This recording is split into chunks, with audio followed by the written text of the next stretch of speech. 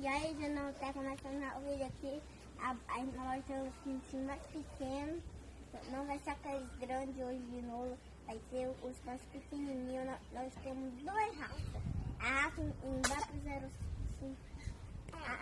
A embrapa e a galinha mornal. Aí, ó, a galinha mornal, essa daqui, ó. A embrapa tem um pescoço mais forte. Essa daqui, esse mais pequenininho.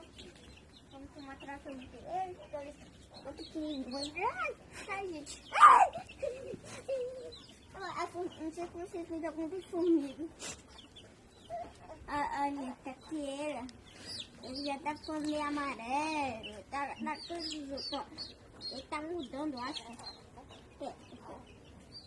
Ele tá mudando. Ele tá mudando, aqui assim, amarela. Tá mudando. Aqui a galinha